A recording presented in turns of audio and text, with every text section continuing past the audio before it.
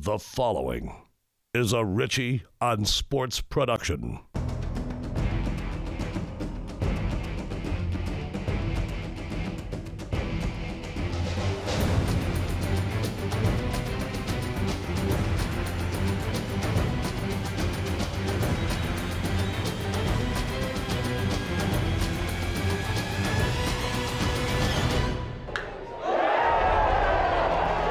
It's turned into the premier indoor training facility in all the Gulf Coast, and it's right here in the Elmwood area. You're looking at the Big Easy Sportsplex. Hi again, everyone, and welcome to Louisiana Baseball. Eric Ritchie alongside former three-time All-State performer from Jesuit, Joey Cabeceras, who, oh, by the way, went on to UNO and hit, what, 21 homers your senior year? I think that's probably a bit of an exaggeration, but just remember the bats that we used back then were -5s, big barrels, a lot bigger than they are today. And remember, when I hit, the wind was always blowing out. Just wanted to let people know that Joey is more than just an instructor, but as co-owner at the Big Easy Sportsplex, Joey, we've been all over the 71,000 square feet. This week, we're upstairs. Upstairs is cool. It's a total package performance fitness center, and so it's for the adults. It's an 18 and up.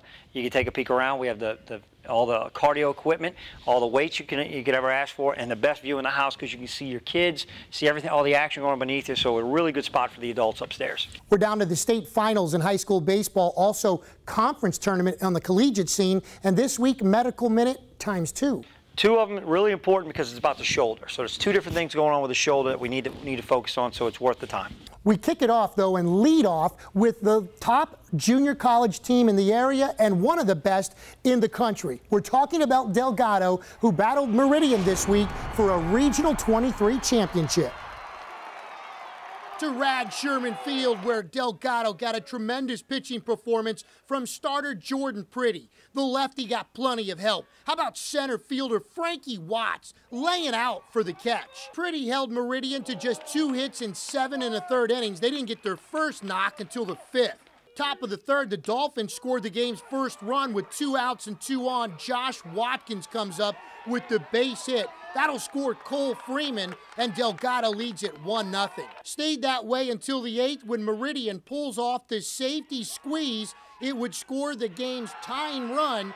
This one went to extra innings. All the way to the 13th inning when Delgado finally breaks it open. Chris Eade struck out with the bases loaded in the 11th, gets another crack in the 13th, and redemption is sweet. Infield single scores the go-ahead run. The Dolphins would tack on some more. Big hit of the inning from third baseman Jordan Caluette. He's going to send this drive into the wet outfield. It's going to go past the center fielder and clear the bases. Caluette's got a gun at third base, a tremendous defensive player, and here drives in 3 with the triple. It helps Delgado to a 6-1 win over Meridian, and with it, the Region 23 championship. If you know the history behind Meridian and Delgado, this epitomizes it, and the fact that it's the last game that we're probably going to play against each other for a long time, it's only fitting. First time I came up, I was really trying to get that run in. I came up in a good situation just to put the ball in play and try to win the game and get us a go-ahead run, but it didn't work out. But, my teammates were just telling me I'm going to have another crack at it, and ended up coming up again and just hit the ball in play, and we put it in play, and good things happened, and got a couple runs off of it. It was very frustrating at times, but we got it done when it counted, so that's all that really matters. It means everything, man. We work hard all season just for this moment, and it feels great. Well, I mean, it's everything. We play all year long to make the next step, and it's our next step. And I like our chances. I really like our chances going into this thing, and we're going to go to Crowder, Missouri, and see what happens. Joe Sherman at Delgado, been there for, now we're looking at 20-something years. He's also the AD. When I was coming out of high school, he got the job there, and he made a conscious effort of really going after all the local kids, especially around the entire metropolitan area. I can't say enough how well this guy does with recruiting these kids, developing these kids after high school, and then promoting them, getting them on. It's almost like they're a feeder for LSU and even out-of-state teams. So Delgado is going to be strong. We have good baseball in the area, good baseball in the metro, and Coach Sherman does a great job at giving these guys another bite at the apple at Delgado. He doesn't let them leave. He doesn't let them go somewhere else. He takes them under his wing, and he does a really good job with a lot of players. Before Aaron Nola threw pitch number 1 at LSU, Paul Mainieri referred to him as a strike-throwing machine. Over the last 3 years, we saw what Coach Mainieri was referring to. This past weekend, undoubtedly, it was Nola's last performance in the regular season at Alex Box Stadium. That's where we go for our LSU report. Aaron Nola's last regular season game at the box.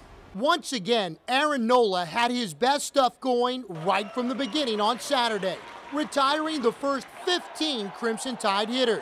He wound up with the masterful 4-hit shutout, striking out 9 along the way to move Nola into 4th place on LSU's all-time list with 322 Ks for his career. LSU won the opening game of the series 2-0 as the junior right-hander improves to 8-1 on the season. There's no coming out. Coach asked me in the bottom of the 8th if I was going to be mad if he took me out, and I told him absolutely. You know, we all know last weekend I couldn't finish it, and I told him this weekend I was going to. Aaron Nola, again, just a tremendous prospect coming out of LSU right now. I compare him to a Greg Maddux on paper, but he's a more athletic, bigger version of him just because he doesn't walk anybody, he gets ahead and counts. This year, what I think you're seeing is a little bit different of a finishing pitch. He's getting a ball coming at you that looks like more of his fastball out of his hand. He's got similar trajectory. I bet his version in his wrist, if I got him on film, would be a little similar to the fastball as well. And at the end of the day, or at the end of the pitch, it just drops like that, so it gets out of the picture. So we're talking about a guy who's developed a really nice finishing pitch, combine it with get ahead in a count, has a lot of deception to him, and just phenomenal command. Some of the best command that I've seen at the college level in a long time, and he is a nasty, nasty guy to try to get a hit off of. It's time for our first break on Louisiana baseball. Coming up later, Live Oak crashes the 5A Final Four. But up next, we'll check in with the Tulane report as Louisiana baseball rolls on from Big Easy Sportsplex. Louisiana baseball is brought to you by Big Easy Sportsplex, also by Spirits on Bourbon, Aero Fence, MyHealthInsuranceLady.com, and by Tavern on Vets. Big Easy Sportsplex in Elmwood is a 71,000 square foot membership-based indoor sports and fitness center. And it's not just for pros like former LSU star Chad Jones. I'm a member because my daughter and I can train at the same time here at Big Easy Sportsplex. I'm a member because while I'm getting ready for my season, my son can do the same. With membership packages available for families and individuals, stop by and tell us, why are you a member? In the heart of the French Quarter, the recently renovated Spirits on Bourbon, as seen on Spike TV, is your must-see destination on Bourbon Street, with nightly entertainment featuring our dueling piano show. Sing along and have a great time. Spirits on Bourbon, with our world-famous signature drink, the Resurrection, served in our souvenir blinking skull mug with tons of booze and a jalapeno for extra kick. Or try the Barber Beer. It's not a beer, it's a delicious mixed drink with whipped cream vodka, root beer schnapps, cream soda, and topped with whipped cream. Or if you dare, pay homage to our resident ghost, Edward Dubois, and have a shot in his barber chair. Come hungry. Our great food is served 24 hours a day, Thursday through Monday. Steaks, shrimp beignets, shrimp po' boys, and the best gumbo in the French Quarter. And for souvenirs, visit our website at spiritsonbourbon.com. Spirits on Bourbon, 615 Bourbon Street. For over 4 decades, Aero Fence has provided top-quality fencing, gates, and service. Not only specializing in all types of fencing, Aero Fence offers automated gates and controls. With an A+ Better Business Bureau rating, Aero Fence is fully licensed and insured. For a free estimate, log on to our website or call today. It was a tough weekend. We knew we had a lot riding on those games, and UAB did as well. We had been playing very good baseball here over the last 2.5 weeks. Went in there with a lot of energy, a lot of focus, and a lot of excitement because we had so much on the line. and we just didn't play very good baseball. Jake Gautreaux brings us back from break, and yes, his bats let him down again as Tulane gets swept this past weekend on the road at UAB, really spoiling great pitching performances by freshman Corey Merrill out of Letcher and the redshirt senior Tyler Mapes that we featured last week here on Louisiana Baseball. For this week's Tulane Report, we go to his battery mate behind the dish. Let's check in with freshman catcher Jake Rogers. Hi, I'm Jake Rogers, freshman catcher at Tulane University. I'm from Canyon, Texas. You know, I always come out every day looking to work hard, and being a catcher, you know, you have to work hard. And I'm a workhorse, and I know that when people try to steal, I'm going to throw them out. This year, I led Conference USA in throwing out 23 base runners. I started catching around 10 years old, and the game doesn't really change much. They say, you know, you come out and you got to be loud, and you got to lead everybody. The biggest thing is keeping your eye on the ball. When a pitcher, you got to keep your eye on the ball, whatever pitch is coming, curveball, fastball, you got to keep your eye on it and catch it. And if it's in the dirt, you just got to square it up with your chest, block it, keep it in front. If a runner's going, so to say, if a runner's on, you're going to be in a different position. First, you have your just relaxed position when no one's on, when you don't really look to block or throw people out. And then you have your ready to throw position, and footwork to second base is simple. When you throw, you just want to get square to first base, get your arm up, glove out, and follow through to your throw and kind of follow it to second base. You want to be right here, be ready to throw, get your arm up, make sure you have a 4-seam grip so it'll be straight. I think the most challenging part is blocking. You have different pitches, you know, curveball off the dirt's going to bounce a different way than a fastball, and it's just all about smothering that pitch, and I think I struggle with that, and I need to work more on that. But I think what I excel at the most is receiving, being really good with a low pitch. Catching is a tough position. You have to come out every day and work hard. It's a dirty position. You have to be willing to get dirty in order to block balls, receive balls, and you got to be tough, as they say. The biggest part of it is toughness. When you come out, you got to be willing to wear a ball off the arm or wear a ball off the chest or the mask on a foul tip. You just got to be ready at all times. All right, so on the heels of Jake Rogers out of Tulane, a big, tall, 6'2", 185-pound kid out of Texas, very athletic, kind of the perfect prototype for what you want in college baseball as a catcher. We're going to go ahead and talk a little bit of catching at Big Easy. Now, one of the guys we refer to a lot is Coach Greg Battistella at Holy Cross. He caught in college, probably caught when he was 7 years old, lives, breathes, drinks the catching position. And here's some things he just told me that he likes to talk about, so I'm just going to relay those. The first one is, as a catcher, he actually lets his guys start calling their own games. I do that too with my 11-year-olds. We want them to learn the game, to understand it. We'll risk losing a game if it can develop a kid. And the reality is the guy behind the plate is more connected to the game than the coach off the field anyway. So if you can teach that, then that's gonna really help your team. The next piece you get into is like blocking, right? Everybody wants to talk about blocking. And blocking, you have to anticipate every ball is going to be thrown bad, right? So when I block, the idea becomes I want that ball to come back to the center of the plate. So wherever this ball goes, I'm there and I'm pushing it back to center. Let's check in with ULL as the Raging Cajuns pull off the road sweep at South Alabama, wrapping up the Sun Belt Conference regular season title in the process. We were fortunate enough to win a championship. That was one of our goals, was to win a championship, to get to 50 wins, and to host a regional. So the other two we're still working on. As if the Raging Cajuns don't have enough hitting, they got some more from Greg Davis, who went 6 for 8 against the Jags with the grand slam and 8 RBIs. Davis was named as one of the Louisville Slugger National Players of the Week.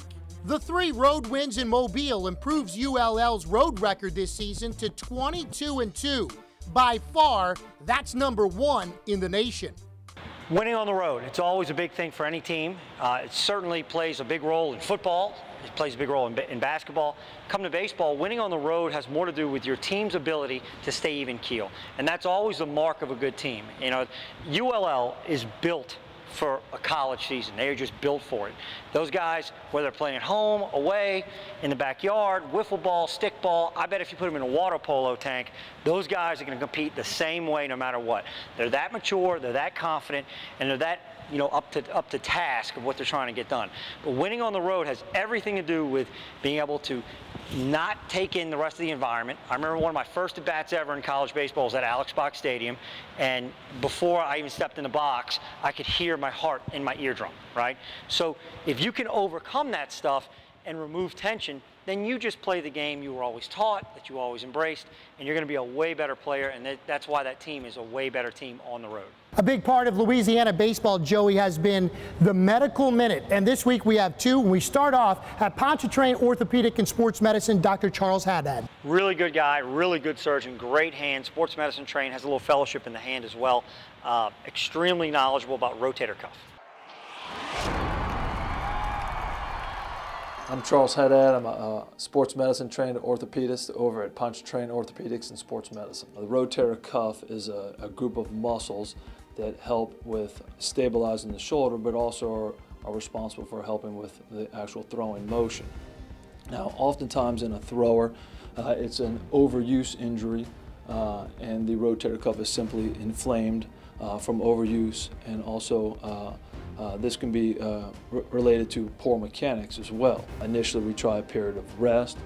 We can try anti-inflammatory medication.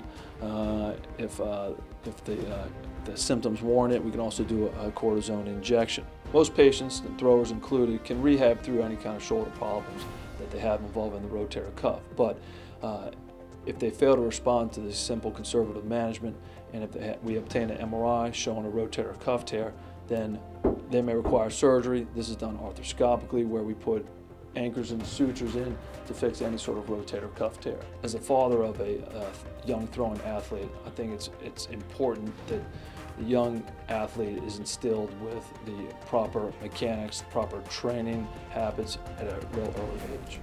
At myhealthinsurancelady.com, we offer online quotes for Blue Cross, Humana, and Coventry, just to name a few. That's My Health Insurance Lady. We offer you expert advice on choosing a plan that's right for you and your family. That's My Health Insurance Lady. So go to myhealthinsurancelady.com for your health insurance needs. That's My Health Insurance Lady. myhealthinsurancelady.com. Big Easy Sportsplex in Elmwood is a 71,000 square foot membership-based indoor sports and fitness center. And it's not just for pros like former LSU star Chad Jones. I'm a member because my daughter and I can train at the same time here at Big Easy Sportsplex. I'm a member because while I'm getting ready for my season, my son can do the same. With membership packages available for families and individuals, stop by and tell us. Why are you a member? Let the needle drop and play it all night. Might have a little. Hey y'all, where y'all at? We're going to the Tavern on Vets. Stop our cruise. You know you got. Where you guys all been? We've been at the Tavern on Vets having a good time. Steaks $12.75 all day, all night. Yeah, you heard me right, $12.75 all day and all night. Music every Friday and Saturday night. Come see us. We've been missing you. Thanks, Brad. You're right. Tavern on Vets at 2244 Veterans Memorial Boulevard in Kenner is a great place to go for those awesome ribeyes, to watch the game, or to enjoy the music Friday and Saturday nights, like up-and-coming country music star William Michael Morgan. Take a listen. What we got is a little old-fashioned. Baby, you're an instant classic. Tavern on Vets. Like Brad says, where you been?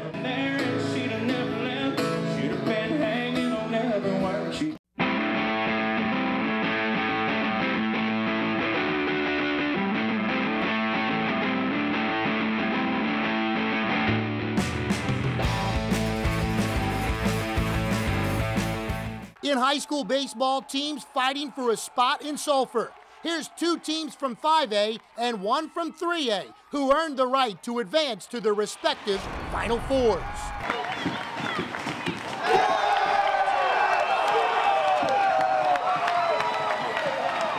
Very happy.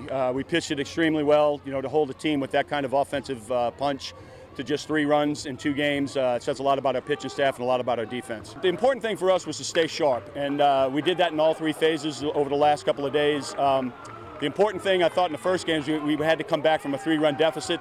We haven't had the opportunity to play from behind too many times this year, So it was good to see how our team responded to that early deficit. I'm just real pleased with where we are right now, and we need a good week of preparation before we head to Sulphur. I knew it was coming in. It was going to be my last outing at John Ryan Stadium, so I was just trying to make it special. After second seed Brother Martin won Game 1 of the best-of-3 quarterfinal series, Live Oak responded in Game 2. How about center fielder Justin Webb? The great catch in the top of the 6th inning. It was that kind of a day for the Eagles, who rode the one-hit pitching of Zach Hansen to a hard-fought 2-0 shutout in Game 2 to even the series. I had great defensive players behind me in the outfield and in the field. Worked my pitching coach a lot and my catcher, and just kept the ball down, and my off-speed was working. Game 3, the rubber match, and Brother Martin wasting little time. Leadoff hitter Daniel LaHare gets into one. That's going to go all the way to the fence. LaHare has great speed, and the southeastern-bound center fielder is on third with the leadoff triple, and the tone was set. Next batter, Jared Gongora, the RBI single to right field. And in just 2 batters, Brother Martin had done something they couldn't do in all of Game 2, score a run. Top of the 2nd, and here comes Live Oak. DH Colby Freneau. That one's just inside the third base line. It's going to go all the way into left field. The run would score, and Live Oak took a 2-1 lead. It was all part of a 5-run second inning. With 2 outs, Justin Webb, the RBI single to right, and just like that, Live Oak had taken a 5-1 lead and had grabbed the momentum. Bottom of the 7th, Brother Martin scores 1 run, have the bases loaded with 2 outs. Dykeman sends a shot, but this one's going to be caught. Live Oak closes out the game, winning 10-6. They're headed to the 5A semifinals. Next up for them is Jesuit, and for Brother Martin, a tough way to end the season. Real proud of our guys. You know, we had a great year. We had 31 wins. We were district title. Best thing I've ever felt in my life. It's worked all year for it, and it's finally happening. It's great feeling. In 3A, Riverside continued its hot streak in the quarterfinals, hosting Runnels. Battling back from a 7-3 deficit, Riverside tied the game in the 5th when Brandon Hemel doubles off the fence in deep left center, tying the game at 7. Stayed that way until the 8th, when the Rebels pull off the double steal and the throw to third is high. Mason Vicknair, having a terrific season as a freshman, scores the game-winning run, and it's off to the 3A semifinals for Riverside. Joey, let's go back to our medical minute. This time, Crescent City Orthopedics and Dr. Scott Buller, a guy I met back in the Rummel football season. They were celebrating a state championship. He does a great job with more than just football. Plenty of baseball background with him as well. Yeah, he's Texas trained. He came out of a group over there, has a great pedigree. Worked with the Astros. He's going to talk a little about Little League shoulder, where there's some separations in the growth plates. It really a unique injury, but more common than you think. New guy to the area. Really check this one out. He's a good guy to go see.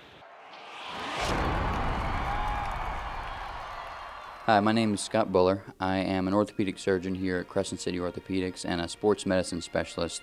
I'm trained specifically in sports medicine. My training was done in Houston at the Baylor College of Sports Medicine. I had the opportunity to work with the Houston Astros, the Houston Rockets, the Houston Texans, and the University of Houston Athletics while I was there.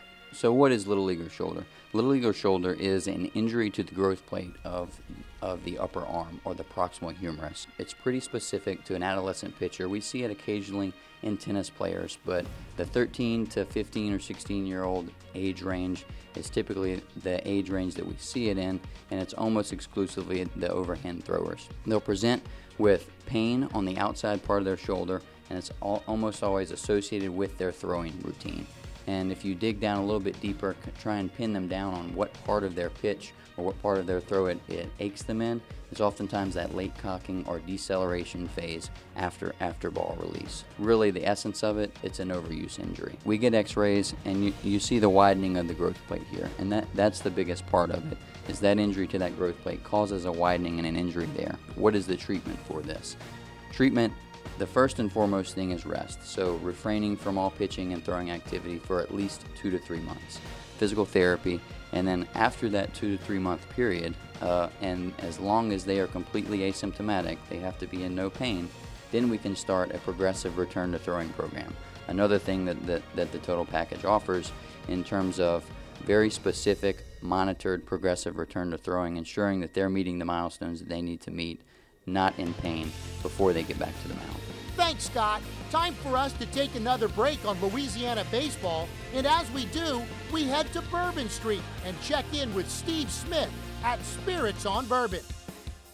Yeah, hey, Eric. Thanks for visiting us back at Spirits on Bourbon at 615 Bourbon Street. On the other shows we've done, we've mentioned a lot about our great resurrection drink served in the flashing skull mug. We've also talked a lot about our barber chair. It's a great time for everybody. And our piano bar that's dueling pianos. Every night you can request songs and sing along. It's a great time. But don't forget, our kitchen's open 24 hours and we have great food. Steaks, wings, burgers, shrimp beignets, gumbo, and you can wash it all down with a barber beer. That's another one of our specialty drinks here at Spirits on Bourbon. So come on and see us, and you can drink and eat and have a great time all night long at Spirits on Bourbon, 615 Bourbon Street. In the heart of the French Quarter, the recently renovated Spirits on Bourbon, as seen on Spike TV, is your must-see destination on Bourbon Street, with nightly entertainment featuring our dueling piano show. Sing along and have a great time. Spirits on Bourbon, with our world-famous signature drink, the Resurrection, served in our souvenir blinking skull mug with tons of booze and a jalapeno for extra kick. Or try the Barber Beer. It's not a beer, it's a delicious mixed drink with whipped cream vodka, root beer schnapps, cream soda, and topped with whipped cream. Or if you dare, pay homage to our resident ghost, Edward Dubois, and have a shot in his barber chair. Come hungry. Our great food is served 24 hours a day, Thursday through Monday. Steaks, shrimp beignets, shrimp po' boys, and the best gumbo in the French Quarter. And for souvenirs, visit our website at spiritsonbourbon.com. Spirits on Bourbon, 615 Bourbon Street. Big Easy Sportsplex in Elmwood is a 71,000 square foot membership-based indoor sports and fitness center. And it's not just for pros like former LSU star Chad Jones. I'm a member because my daughter and I can train at the same time here at Big Easy Sportsplex. I'm a member because while I'm getting ready for my season, my son can do the same. With membership packages available for families and individuals, stop by and tell us, why are you a member?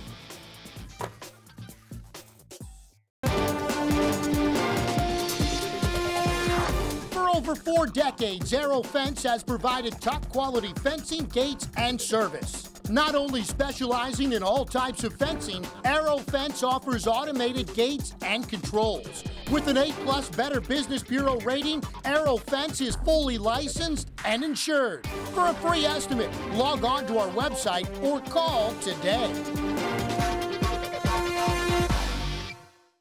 Well, we've come full circle on this week's edition of Louisiana Baseball. We started upstairs at the Big Easy Sportsplex, Joey and I downstairs at the front office. And Joey, you've got something special to talk about, a showcase for high school prep athletes. Really good, really big. 20 confirmed college coaches, college scouts going to be there. It's May 28th, 9 a.m. to 3 p.m.